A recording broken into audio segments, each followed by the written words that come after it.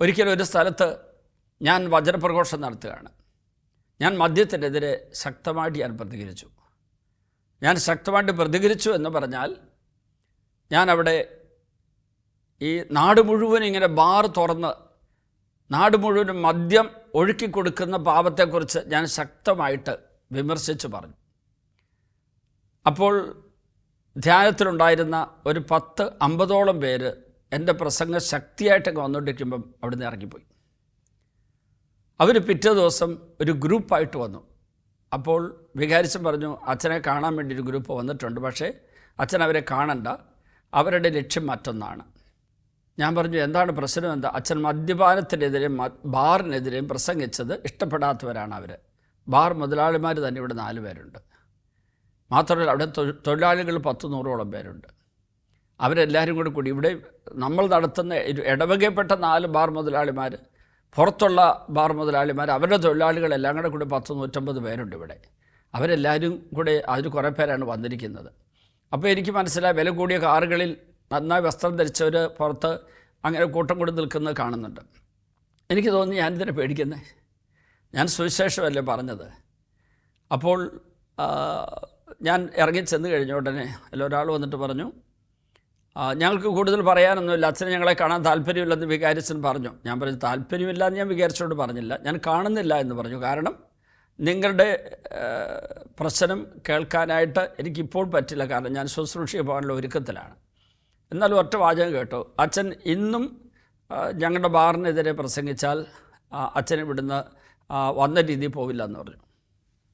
ഒരു വലിയ ഭീഷണി മുഴക്കി. അപ്പോൾ ഞാനൊന്നും മിണ്ടിയില്ല. കാരണം അവരുടെ വെല്ലുവിളിയെ തിരിച്ചൊരു വെല്ലുവിളി കൊണ്ടോ അല്ലെങ്കിൽ ഒരു വാഗ്വാദത്തിലേക്ക് പോകുന്ന അവസ്ഥയിലോ അല്ല ഞാൻ നേരിടേണ്ടത്. അപ്പോൾ ഞാൻ കുറച്ച് നേരം ഇങ്ങനെ നോക്കി നിന്നിട്ട് പറഞ്ഞു, ഞാൻ മദ്യപാനത്തിനെതിരെ ഇന്ന് പറയാനായിട്ടൊരു സാധ്യതയില്ല. അത് നിങ്ങൾ പേടിപ്പിച്ചതുകൊണ്ടല്ല. ഇന്ന് എനിക്ക് വേറെ പ്രധാനപ്പെട്ട ചില കാര്യങ്ങൾ പറയാനുണ്ട്. അതിനെക്കുറിച്ച് ഞാൻ പറയേണ്ടതിൻ്റെ പ്രധാനപ്പെട്ട പോയിൻ്റല്ല ഇന്നലെ പറഞ്ഞു. പക്ഷേ പരിശുദ്ധാത്മാവ് എന്നെ പ്രേരിപ്പിച്ചാൽ ഞാനത് പറഞ്ഞെന്നും വരും. അപ്പോൾ അവർ പറഞ്ഞാൽ നമുക്ക് കാണാം. പക്ഷേ അന്ന് ശുശ്രൂഷയുടെ ആരാധനയുടെ അവസരത്തിൽ ഞാൻ മദ്യപാനത്തിനെതിരായും മദ്യത്തിലൂടെ ദുരന്തങ്ങൾ ഈ നാട് നശിപ്പിക്കാതിരിക്കാൻ വേണ്ടിയും ഞാൻ പ്രാർത്ഥിച്ചു. പ്രബോധനം നൽകാൻ ഞാൻ പേടിച്ചിട്ടൊന്നുമല്ല. അന്ന് എനിക്ക് അവസരം എനിക്കുണ്ടായില്ല. ഞാൻ അന്ന് കൊടുക്കുന്ന വിഷയം മറ്റൊന്നായിരുന്നു. അതുകൊണ്ടാണ് പ്രത്യേകിച്ച് ഞാൻ അന്ന് വചനവുമായി ബന്ധപ്പെട്ട കാര്യങ്ങളാണ് പറഞ്ഞത്, തിരുസഭയുമായിട്ട് ബന്ധപ്പെട്ട കാര്യങ്ങളും പറഞ്ഞു. അപ്പോൾ ആ പരിപാടിയെല്ലാം കഴിഞ്ഞപ്പോൾ വികാരിച്ചൻ എന്നോട് പറഞ്ഞു, എനിക്കതല്പം പേടിയുണ്ടായിരുന്നു അച്ഛാ, കാരണം ഇവിടെ മദ്യ രാജാക്കന്മാരുടെ ഭരണമാണ് ഈ ഇടവക നടക്കുന്നത്. മദ്യം വിളമ്പാത്ത കുടുംബമില്ല. തിരുനാൾ വന്നാൽ, കല്യാണം വന്നാൽ, മാമോദിസ വന്നാൽ, ആദ്യ കുർബാന സ്വീകരണം വന്നാൽ സ്ത്രീകൾ പോലും മദ്യം കുടിക്കുകയും മദ്യം വിളമ്പുകയും ചെയ്യുമെന്ന് പറഞ്ഞു. അപ്പം ഞാൻ പറഞ്ഞു, അയ്യോ അത് അങ്ങനെ ആയിരിക്കും നമുക്ക് ഒന്നും കൂടെ ഊന്നി പറയാമായിരുന്നു അടുത്ത ദിവസം. ഞാൻ അല്പം ആലങ്കാരിക ഭാഷയെ പറഞ്ഞു, ഞാൻ ഇന്ന് ഒന്നും കൂടെ പറഞ്ഞേനെ. അച്ഛൻ പറഞ്ഞു, അത് നന്നായി അച്ഛൻ ഇന്ന് പറയാതിരുന്നത്, പക്ഷേ അച്ഛൻ ആരാധന പ്രാർത്ഥിച്ചു, അത് മതി. പക്ഷേ അവസാന ദിവസം വീണ്ടും ഞാൻ മദ്യത്തിനെതിരെ ഒരു 15 മിനിറ്റ് വീണ്ടും പ്രസംഗിച്ചു. പക്ഷേ വികാരിച്ച് വന്നിട്ട് പറഞ്ഞു, അന്ന് ആ മദ്യ മുതലാളികൾ വന്ന് വെള്ളം ഉണ്ടാക്കില്ല, അവരാരും വന്നിട്ടില്ല. അത് കഴിഞ്ഞ് നീണ്ട 20 വർഷങ്ങൾക്ക് ശേഷം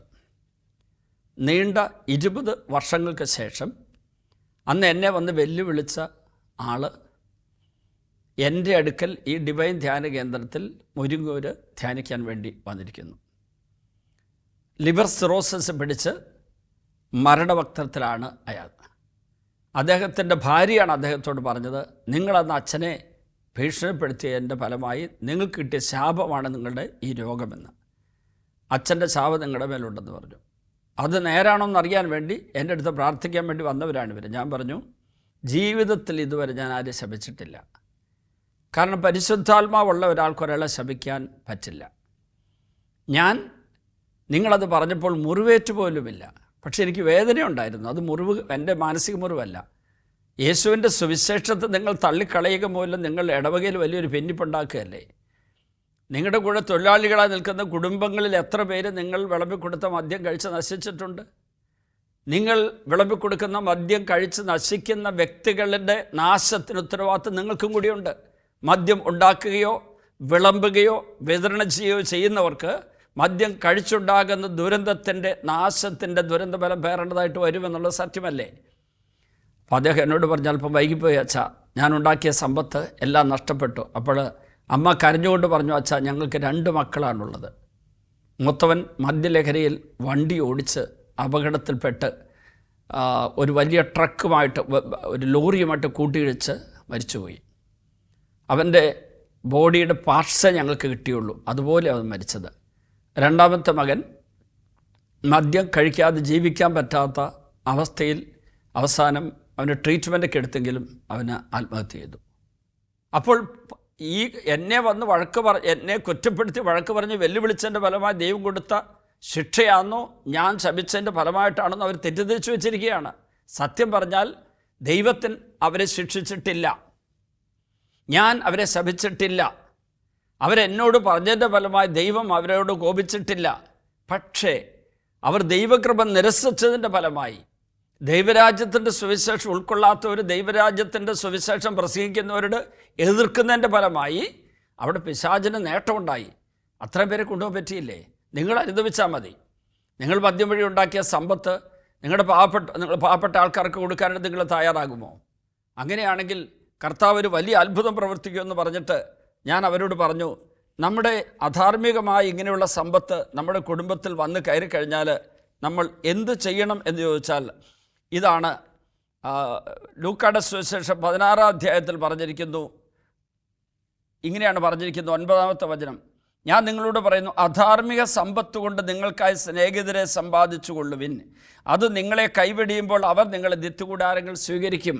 എന്താണ് അതിൻ്റെ അർത്ഥം?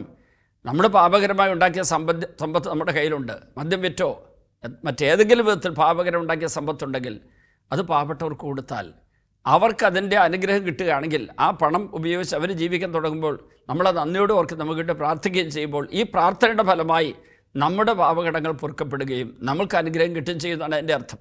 ഞാൻ അത് അവരോട് പറഞ്ഞു, അങ്ങനെ ചെയ്യാൻ പറഞ്ഞു. അവരങ്ങനെ ചെയ്തു. ചെയ്തതിൻ്റെ ഫലമായിട്ട് ലിവർ സിറോസിസ് ഗുരുതരാവസ്ഥയിലായിരുന്ന ഇയാൾ സൗഖ്യം പ്രാപിച്ച് ഇപ്പോഴും ജീവിച്ചിട്ടുണ്ട്. ഒരുപക്ഷെ എൻ്റെ പ്രസംഗം അദ്ദേഹം കേൾക്കുന്നുണ്ടായിരിക്കാം. പാപകരമെല്ലാ പരിപാടി അവസാനിപ്പിച്ചു, ഒത്തിരി പാവങ്ങളെ സഹായിച്ചു. നമുക്ക് ദൈവരാജ്യത്തിൻ്റെ സുവിശേഷം സ്വീകരിക്കുക വഴി ലോകത്തിൽ വിമർശനവും കുറ്റം അതുപോലെ എതിർപ്പുകൾ വരാം. അത് ഈശോ മുൻകൂട്ടി തന്നെ സന്ദേശമായി തന്നിട്ടുണ്ട്. അതുകൊണ്ട് യേശുവിൽ വിശ്വസിക്കുന്ന നമുക്ക് വിശ്വസിക്കാത്തവരിൽ നിന്നുണ്ടാകുന്ന പ്രതികൂലമായ എല്ലാ എതിർപ്പിൻ്റേതായിട്ടുള്ള സ്വരങ്ങളെയും അവരുടെ എല്ലാ തരം ഉപദ്രവങ്ങളെയും ആത്മസമീനത്തോടെ നേരിടാനുള്ള കൃപയ്ക്കായി നമുക്ക് പ്രാർത്ഥിക്കുക. ഈശോയെ, അങ്ങ് പറഞ്ഞതുപോലെ ഞങ്ങളുടെ ജീവിതത്തിൽ അത്ഭുതങ്ങൾ നടക്കട്ടെ. അതിനായിട്ടൊരു ആശീർവാദം ഞങ്ങൾക്ക് തരണമേ. പിതാവിൻ്റെയും പുത്രൻ്റെയും പരിശുദ്ധാത്മാവിൻ്റെയും നാമത്തിൽ